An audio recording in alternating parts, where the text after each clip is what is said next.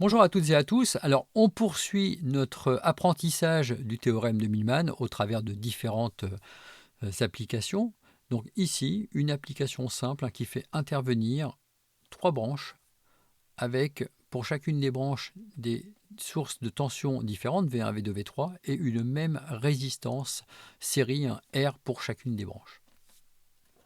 Alors quand je dis la même résistance, c'est la même valeur de résistance. Ce sont trois résistances évidemment différentes mais de même valeur.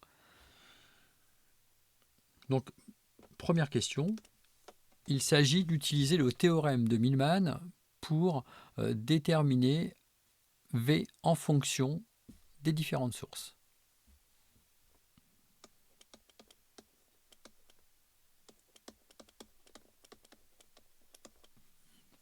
Alors ce théorème de Millman, je ne rappelle pas son expression. Je vous invite évidemment à l'apprendre par cœur, cette expression. Il faut impérativement connaître la façon dont on calcule, dont on applique le théorème de Millman. Donc il faut connaître ce théorème de Millman.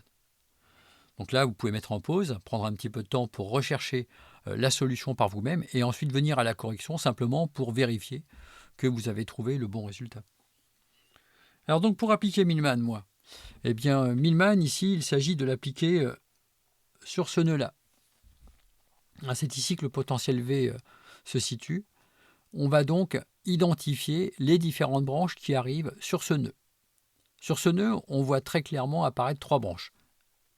Alors je dis bien trois branches parce que ce qui pourrait pour certains d'entre vous apparaître comme une branche ici n'en est pas une. Cette partie-là n'est connectée à rien. Comme elle est connectée à rien, le courant est nul. Ce n'est pas une branche pour Millman. Donc ensuite, les trois autres branches. Ici, j'ai une première branche.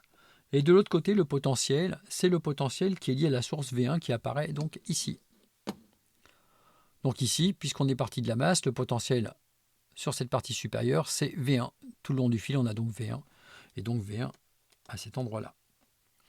Alors, on a exactement la même chose pour la branche avec ici la source V2, qu'on va donc apparaître ici également. Et de la même façon, à cet endroit-là, on va trouver finalement le potentiel V3. Finalement, c'est exactement la même figure que celle qui correspondait à la démonstration du théorème de Millman tout à l'heure. Enfin, tout à l'heure, dans la vidéo exercice numéro 1 qui traite de la démonstration du théorème de Millman. J'écris maintenant le théorème de Millman et j'ai donc V qui va être égal à V1 sur R. Ça, c'est pour la première branche et on divise tout de suite par 1 sur R. On traite maintenant la seconde branche. J'ai V2 comme potentiel et ensuite la résistance R qui mène au nœud. Donc V2 sur R avec 1 sur R. Et ensuite, troisième branche, V3 comme potentiel à gauche de R qui mène au nœud. Donc V3 sur R sur 1 sur R. Alors dans cette expression, il y a du R au numérateur et au dénominateur, sur tous les termes.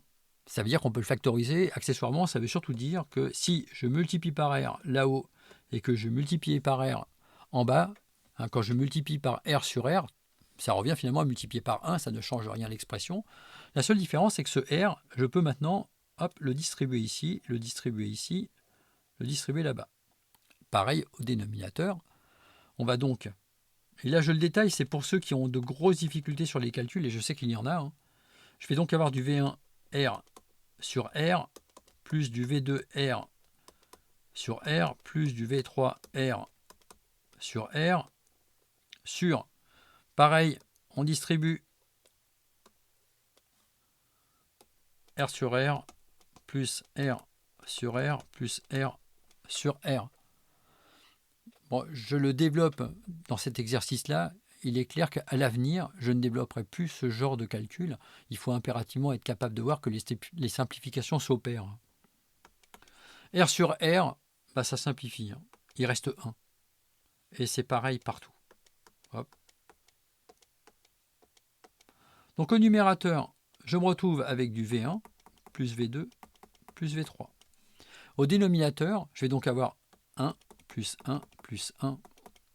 Et finalement, on obtient V égale V1 plus V2 plus V3 sur 3. Ce qui termine cet exercice. Et ce que l'on obtient finalement, c'est la moyenne des trois tensions V1, V2, V3. Donc la fonction de ce montage, eh bien finalement, c'est de calculer la moyenne des trois sources de tension V1, V2 et V3. Voilà, c'est la fin de cette vidéo. C'est une vidéo vraiment très simple d'application sur Millman. Ce qui m'intéresse ici, c'est que vous soyez tous capables de faire ce type de simplification, où on voit que le dénominateur ici était commun et que la multiplication par R sur R permet finalement d'effectuer les simplifications.